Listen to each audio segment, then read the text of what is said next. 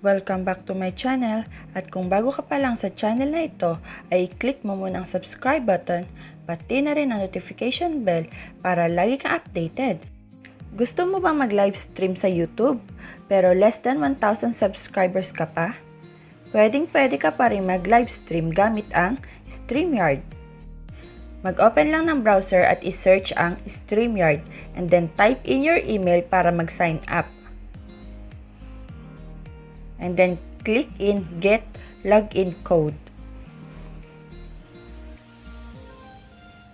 At i-check mo sa email mo ang 6-digit code at ilagay mo ito dito sa box.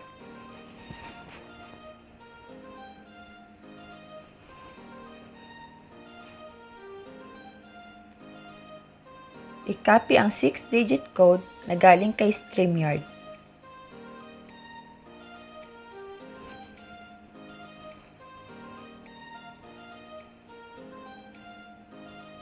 Paste in your code, and then click on Login. Click on Onward.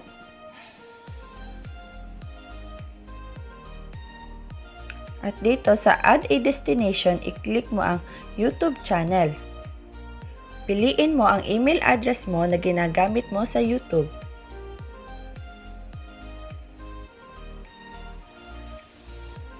And then click on Allow.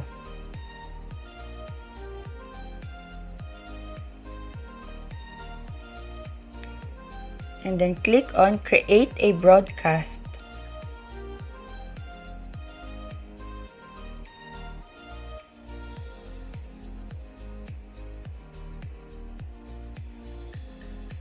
Dito, i-click mo yung profile picture mo sa YouTube.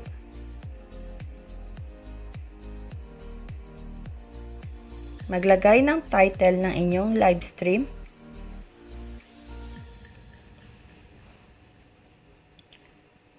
Description.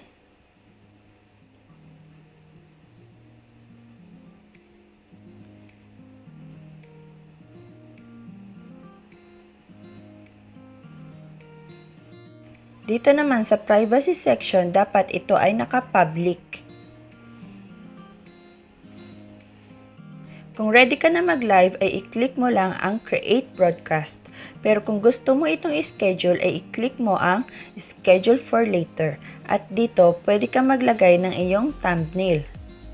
Pumili ka lang ng thumbnail mo and then click in Apply. At pwede ka rin dito mag-set kung nung araw or oras mo gusto gawin ang inyong live stream.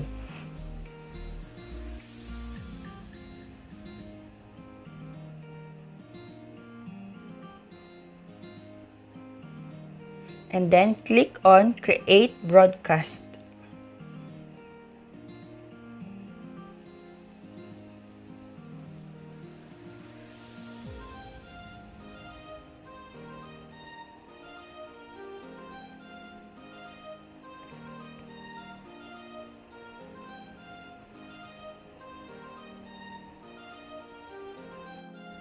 Click on the three dots sa upper right. And then, kung gusto mo itong i-share sa mga kaibigan mo, ay click on View on YouTube.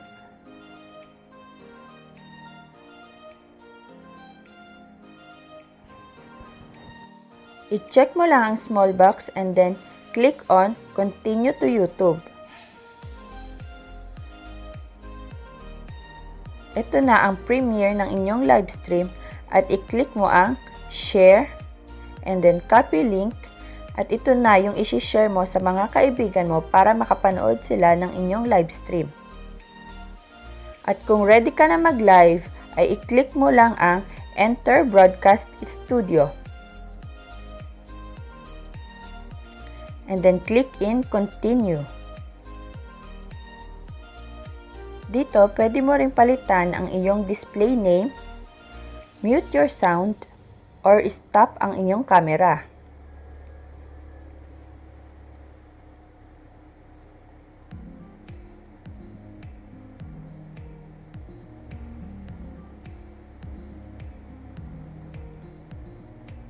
At kapag okay na sa'yo ang settings na yan, ay click in Enter Broadcast Studio.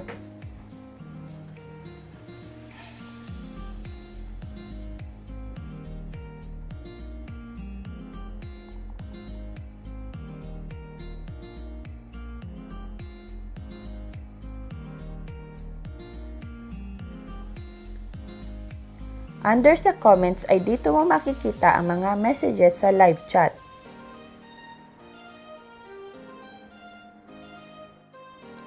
Kapag ready ka na mag-live ay just click in Go Live.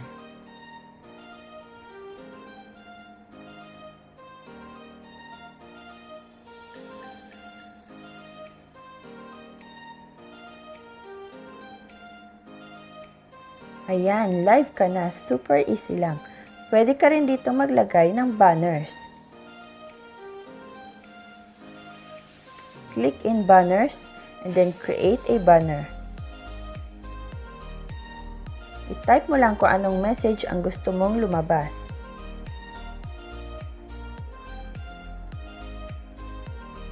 And then click in Add a banner.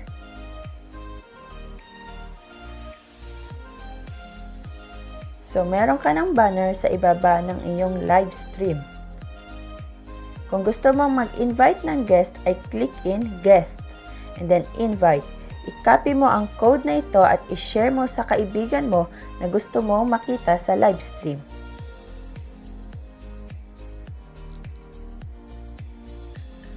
Kung ang tanong mo ay kung paano gawing moderator ang kaibigan mo, just keep on watching dahil ito na ang isusunod ko.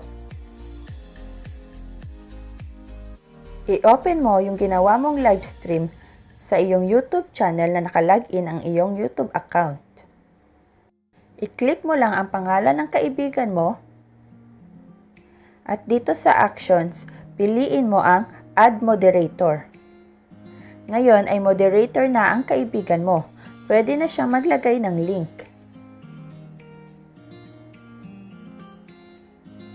Ganon din ang gagawin mo kung gusto mo siyang tanggalin sa pagiging moderator o gusto mo siyang i-time out.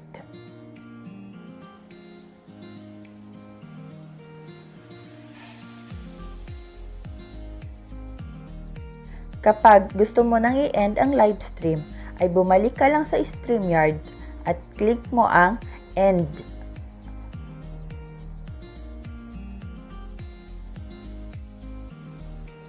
And then end broadcast. Ayan, pwede ka nang mag-live stream kahit konti pa lang ang inyong subscribers at kahit isa lang ang inyong cellphone. Kung nagustuhan mo ang tutorial na ito, ay bigyan mo naman ng like ang video na ito. Thank you for watching!